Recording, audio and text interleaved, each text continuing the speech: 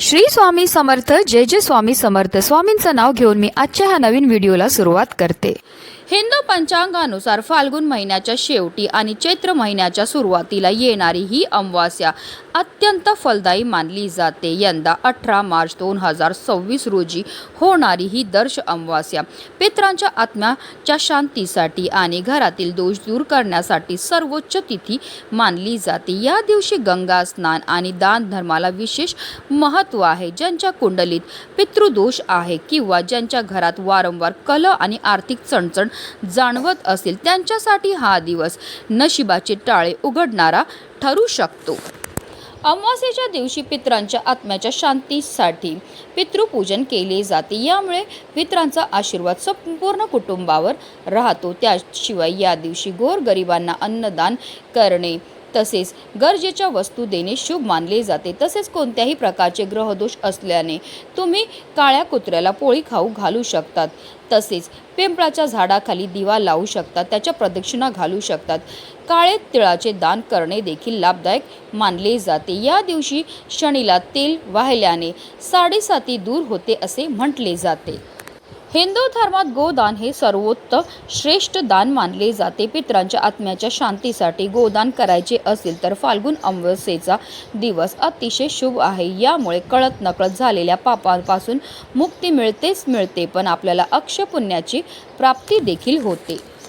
अमावास्येच्या दिवशी नदी, तलाव किंवा जलाशयाच्या काठी संध्याकाळी दीपदान करायची परंपरा आहे. फाल्गुन अमावास्येच्या दिवशी प्रत्येकाने आवर्जून दीपदान हे करायचं. या दिवशी घराच्या दक्षिण दिशेला मोहरीच्या तेलाचा चौमुखी दिवा लावावा.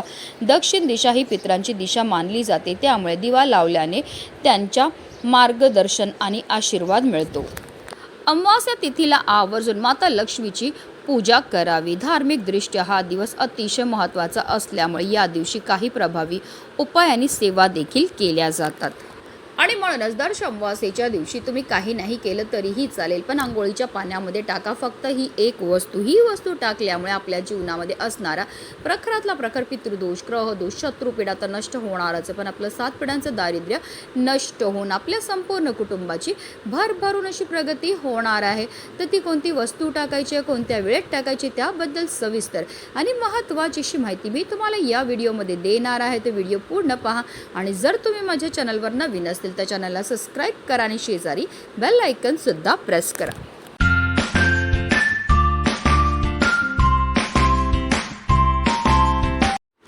हिंदू धर्मात फाल्गुन महिन्याला अतिशय शुभ मानलं जातं. या महिन्यामध्ये येणाऱ्या अमावास्येला विशेष महत्त्व हे दिलं जातं. फाल्गुन अमावास्येला स्नान, दान आणि पितृतर्पणासाठी अत्यंत पवित्र मानले जाते, ज्यामुळे अक्षय पुण्य प्राप्त होतो. हिंदू दिनदर्शिकेतील हा शेवटचा महिना असल्याने या दिवशी पवित्र नद्यांमध्ये स्नान करून पितरांना प्रसन्न करण्यासाठी तर्पण आणि गरिबांना अन्न वस्त्र करण्याचे विशेष महत्त्व आहे. म्हणून जर तुम्हाला शक्य असेल तर आवर्जून या पवित्र तिथींना तीर्थक्षेत्री जाऊन स्नान करावे. स्नान केल्यानंतर आपल्याला आपल्या यथाशक्तीप्रमाणे दान हे करायचं. तुम्ही तीळ, गूळ, वस्त्रदान करू शकतात. यामुळे आपल्याला अक्षय पुण्याची प्राप्तीही होत असते. पण हल्लीच्या धावपळीच्या जीवनामध्ये प्रत्येकाला तीर्थक्षेत्री जाऊन स्नान करणं शक्य नसतं. म्हणूनच आपल्याला घरच्या घरी आंघोळीच्या पाण्यामध्ये या काही वस्तू टाकायच्यात आणि आपल्याला स्नानही करायची. ही स्नान केल्यामुळे आपल्याला तीर्थक्षेत्री स्नान केल्याचं पुण्य तर प्राप्त होणारच आहे, पण आपल्याकडनं झालेल्या कळत नकळत पापांपासून सुद्धा आपल्याला मुक्तताही मिळणार आहे. आणि म्हणूनच आपल्याला फाल्गुन अमावास्येच्या दिवशी ब्रह्ममुहूर्तावर उठायचं आहे आणि अंथरुणामध्येच आपल्याला श्रीहरी, विष्णू, माता लक्ष्मी तसेच महादेवांचं स्मरण करायचं आहे. कारण असं म्हटलं जातं ब्रह्ममुहूर्तावर आपण जे पण कार्य करतो त्यामध्ये आपल्याला अनंत पटीने पुण्यफळ हे प्राप्त होत असतं. त्यानंतर आपल्याला आंघोळीला पाणी हे काढायचं. तर आंघोळी करता तुम्ही थंड किंवा गरम कोणतंही पाणी घेऊ शकता.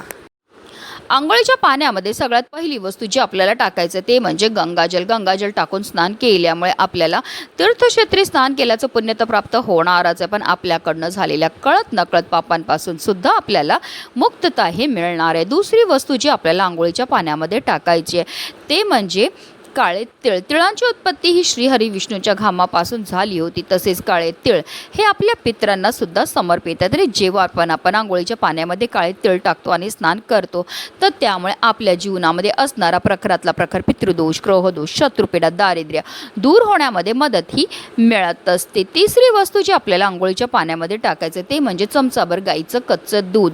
दूध टाकून स्नान केल्यामुळे आपल्या कुंडलीतील चंद्र हा बलवान होतो. चंद्र हा मनाचा कारक मानला जातो आणि जर आपल्या कुंडलीतील चंद्र बलवान झाला तर त्यामुळे आपल्याला शारीरिक तसेच मानसिक त्रासापासून मुक्तताही मिळत असते. त्याचबरोबर आपल्याला चिमूटभर हळदसुद्धा आंघोळीच्या पाण्यामध्ये टाकायची. हळद टाकून स्नान केल्यामुळे आपल्या कुंडलीमध्ये असणारा गुरुग्रह हा बलवान होतो आणि जर आपल्या कुंडलीतील गुरुग्रह बलवान झाला तर त्यामुळे आपल्याला प्रत्येक क्षेत्रामध्ये भरभरून यश तर मिळतं, पण आपल्याला कधीही कोणत्याही प्रकारच्या आर्थिक समस्यांना सामोरं हे जावं लागत नाही. तसेच आपल्याला चिमूटभर खडे मीठसुद्धा आवर्जून आपल्या आंघोळीच्या पाण्यामध्ये टाकायचं आहे. मीठ हे माता लक्ष्मीला अतिशय प्रिय आहे, म्हणून मिठाला लक्ष्मीकारक असं सुद्धा म्हटलं जातं आणि मीठ टाकून स्नान केल्यामुळे आपल्यामध्ये असणारी जेवढी पण नकारात्मकता, इडापिडा, नजरबाधा दूर होण्यामध्ये मदतही मिळत असते. तर या सर्व वस्तू ज्या आहेत त्या आपल्याला आंघोळीच्या पाण्यामध्ये टाकायच्या आणि आपल्याला स्नानही करायचे. पण बऱ्याचदा लोक चुकीच्या पद्धतीने स्नान करतात, त्यामुळे सुद्धा त्यांना केलेल्या उपायाचं कोणतंही शुभफळ प्राप्त होत नाही. म्हणून आपल्याला काय करायचं, सर्वप्रथम एक मग पाणी आपल्या उजव्या खांद्यावर टाकायचं, एक मग पाणी आपल्या डाव्या खांद्यावर टाकायचं आणि त्यानंतर आपल्याला संपूर्ण स्नानही करायची. ही स्नान करताना आपल्याला या एका प्रभावी मंत्राचा जपसुद्धा करायचा आहे. गंगेचे यमुनेचे गोदावरी सरस्वती नर्मदे सिंधू कावेरी जलस्मिन्स निधी करू. या मंत्राचा अर्थ असा होतो, गंगा, यमुना, गोदावरी, सरस्वती, नर्मदा, सिंधू, कावेरी या सर्व पवित्र नद्यांचे जल या पाण्यामध्ये समाविष्ट झालेले आणि या पवित्र पाण्याने मी स्नानही करत आहे. जेव्हा आपण आंघोळीच्या पाण्यामध्ये या सर्व वस्तू टाकतो त्याचबरोबर मंत्राचा जप करतो, त्यामुळे आपल्या तनाबरोबर आपल्या मनाची सुद्धा शुद्धीही होत असते आणि पवित्र तनाने, पवित्र मनाने केलेल्या प्रत्येक कार्यामध्ये आपल्याला 100 पटीने पुण्यफळ हे प्राप्त होत असतं. अतिशय प्रभावी असा हा उपाय केल्यामुळे आपल्या जीवनामध्ये असणारा प्रखरातला प्रखर पितृदोष, ग्रहदोष, शत्रुपीडा तर नष्ट होणारच आहे, पण आपल्या 7 पिढ्यांचं दारिद्र्य नष्ट होऊन आपल्या संपूर्ण कुटुंबाची भरभरून अशी प्रगती होणार आहे. म्हणूनच व्हिडिओ जास्तीत जास्त लोकांपर्यंत शेअर करा, जेणेकरून प्रत्येकाच्या आयुष्याचं कल्याण हो हीच मनामध्ये इच्छा. श्री स्वामी समर्थ. जय जय स्वामी समर्थ.